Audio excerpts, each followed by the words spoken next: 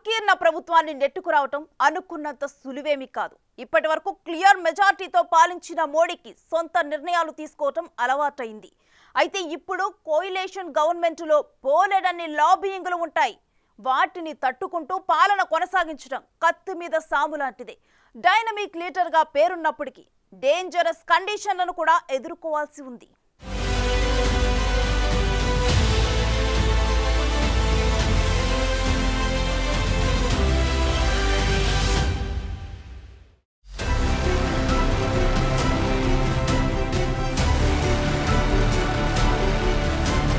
పదేళ్ల clear majority తరువాత మోదీనే మళ్లీ సంకీర్ణ యుగాన్ని భారత రాజకీయాల్లోకి తిరిగి తెచ్చినట్లయింది. సంకీర్ణ ధర్మం అనేది బీజేపీ నాయకుడు అటల్ బిహారీ వాజ్పేయి రూపొందించిన పదబంధం. ఇప్పుడు దాని రాజకీయ వారసుడిగా నరేంద్ర మోదీ ఉన్నారు. దీనికి ముందు 80లు 90లు ఈ శతాబ్దపు మొదటి దశాబ్దంలో కూడా ఎక్కువ భాగం లోక్సభలో ఏ పార్టీకి మెజార్టీ రాలేదు. అలాంటి గజ్జిబిజ్జి సంకీర్ణ ప్రభుత్వానికి ముగింపు పలుకుతూ స్పష్టమైన మెజార్టీతో నరేంద్ర మోదీ గద్దెనెక్కారు. ఎన్డీఏలో భాగమైనప్పటికీ రాబోయే 10 ఏళ్లలో బీజేపీ తన భాగస్వాములను బుజ్జగించాల్సిన అవసరం లేదు. నేడు బీజేపీ అతిపెద్ద పార్టీగా అవతరించిన మ్యాజిక్ సంఖ్యను దాటలేకపోవడంతో ఈ పరిస్థితి వచ్చింది.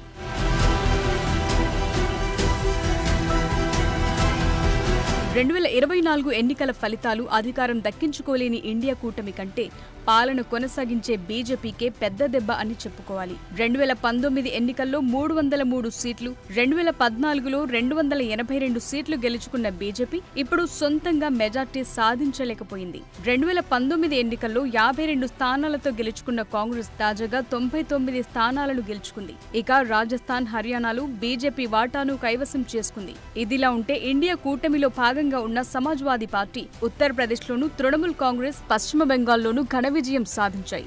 సమాజ్వాదీ పార్టీ 37 లోక్సభ స్థానాలను గెలుచుకోగా తృణమూల్ కాంగ్రెస్ 29 స్థానాలను కైవసం చేసుకుంది. అయితే ఈ ఎన్నికల్లో తక్కువ సీట్లు గెలుచుకున్న బీజేపీ ఓట్ల వాటాలోనూ తగ్గింది. 2019కి భిన్నంగా అధికార ఎన్డీఏ కూటమికి 36.56% ఓట్లు రాగా దాదాపు 41% ఓట్ షేర్తో ఇండియా కూటమికి లాభం చేకూరింది.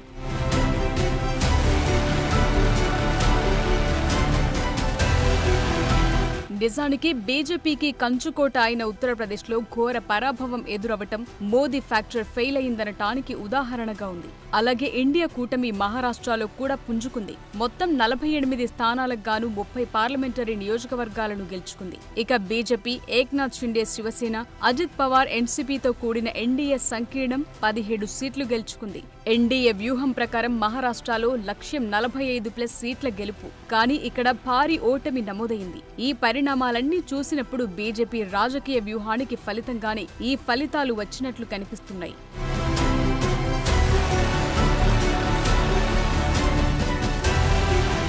ఈ 10 ఏళ్ల కాలంలో బీజేపీ ప్రభుత్వం విభజించు పాలించు అనే సిద్ధాంతం మేరకే రాజకీయం చేసిందని విమర్శలను కూడా ఎదుర్కొంది. బీజేపీ అధినాయకత్వానికి ఎవరు ఎదురు తిరిగితే వారిని జైల్లో పెడుతున్నారనే ఆరోపణలు ఉన్నాయి. ఈ నేపథ్యంలో సంకీర్ణంతో ఏర్పడిన మోదీ ప్రభుత్వాన్ని ఇరుకున పెట్టడానికి చిన్న పార్టీలు కూడా డిమాండ్లు పెంచే అవకాశం లేకపోలేదు. ఒకే జాతీయ పార్టీతో చేసే లాబియింగ్ కి, సంకీర్ణ ప్రభుత్వంలో ఉండే లాబియింగ్ కి చాలా తేడా ఉంటుంది. ఈ క్రమంలో మోదీ మూడోసారి పాలనను 3 చెరువుల నీళ్లు తాగించే వాళ్లు ఎక్కువగా ఉండొచ్చనే విశ్లేషణలున్నాయి.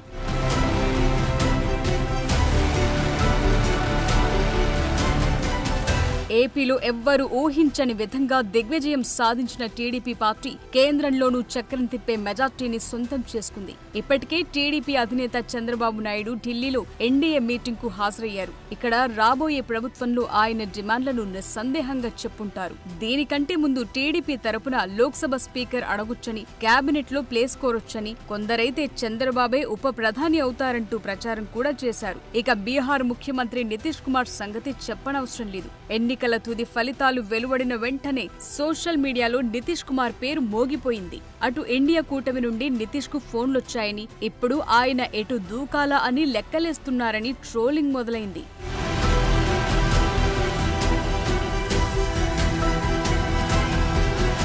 నితీష్ కుమార్ పై వచ్చే ట్రోలింగ్ల మాట అటుంచితే సుదీర్ఘమైన ఆయన అనుభవంలో నితీష్ చేసిన జంప్లు ఆయన నిలకడపై ఎన్నో అనుమానాలను రేకెత్తిస్తాయి.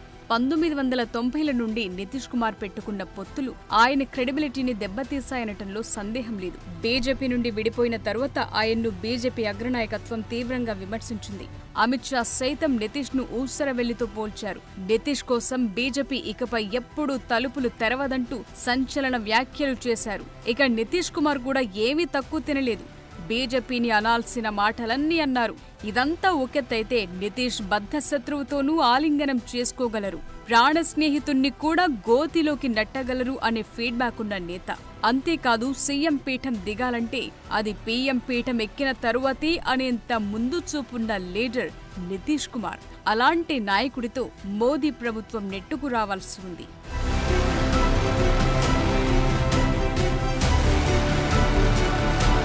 వాజ్పేయి తీసుకొచ్చిన సంకీర్ణ ధర్మం ఆనాటికి సరిపడి ఉండొచ్చు. అయితే ఇప్పుడు రాజకీయాలు దానికి భిన్నంగా ఉన్నాయి.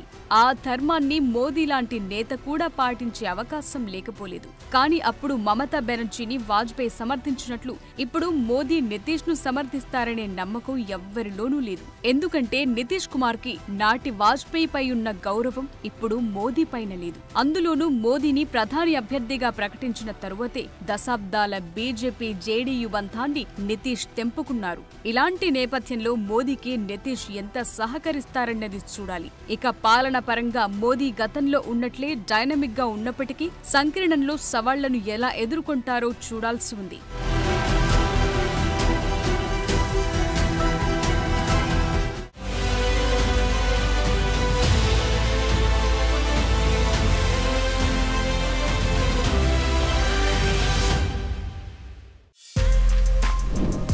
For more videos like this, subscribe Big TV channel.